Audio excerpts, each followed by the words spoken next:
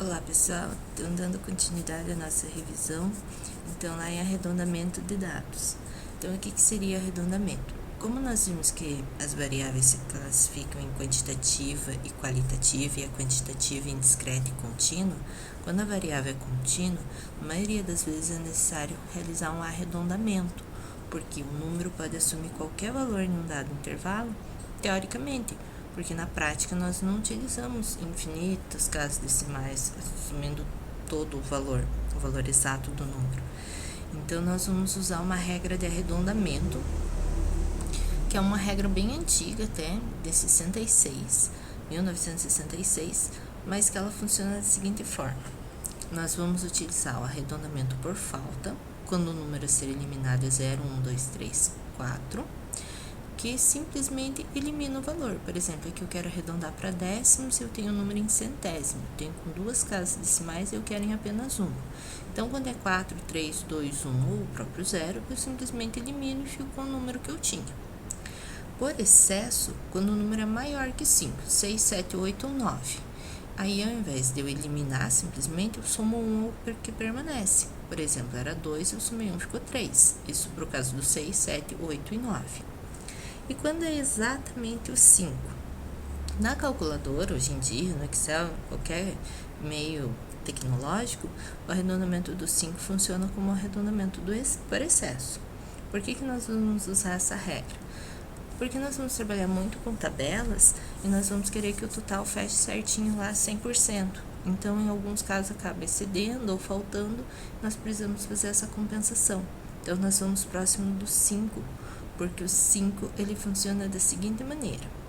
Quando após o 5 tem um dígito, consideramos que o valor está maior que 5, então aplicamos a regra do excesso. Por exemplo, aqui eu quero arredondar para décimos, para uma única casa decimal, e aqui o número que eu quero observar para eliminar é 5. Então, eu não entro nem na regra do falta, nem do excesso. Então, eu vou considerar o seguinte, como depois do 5 tem um dígito, tenho 2, eu considero que é maior que 5. Então, vou aplicar a regra do excesso. Somar 1, ficou 4. Olha que depois do 5 é 1, mesmo que 0, 1 é maior que 5. Arredonda pela regra do excesso, vai para 7. Que olha, depois do 5 é 0, 0, 0, 0. Não importa. É um número maior que 5, arredondo por excesso. De 2 vai para 3. Agora, se depois do 5 não tem algarismo nenhum, ou for somente zeros, então nós estamos exatamente na metade. Não é nem maior que 5, nem menor que 5. Ele é exatamente o 5. Então, o que nós vamos considerar? Nós vamos considerar o arredondamento para par, ou seja, nós só arredondamos para excesso se o número for ímpar. Ou seja, a resposta sempre tem que ficar par. Então, se o número que eu tenho é ímpar, eu arredondo por excesso para que fique par. Agora, se o número que eu tenho já é par, eu arredondo por falta e permaneço com ele. Então, eu arredondo de modo que a resposta fique sempre par.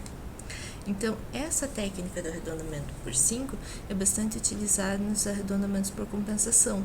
Quando eu tenho uma soma que eu preciso que resulte um determinado valor, por exemplo, lá 100%, e aí excedeu o valor. Aí eu volto nas parcelas arredondadas, as mais próximas de 5, e faço essa compensação. Olha, eu tinha arredondado por excesso, porque aqui é 7, eu volto e arredondo por falta para fechar o 100. Então, isso é mais para explicar essa regra de compensação, mesmo quando falta, né? Era 500, faltou, eu olho a parcela arredondada mais próxima de 5 para fazer essa compensação. Quando dá duas parcelas, aí eu posso escolher qualquer uma delas. Então, observação, nós nunca devemos arredondar um arredondamento. Então, eu já arredondei aqui de arredondar novamente, isso não é feito, sempre se parte do número inicial. Então, aqui tem alguns exercícios, nós fizemos esses exercícios em aula, eu vou postar as respostas ali na sequência, mas vocês podem refazê-los e verificar se realmente entenderam. Em caso de dúvidas, deixe o comentário aqui na aula, ok? Obrigada, tchau, tchau!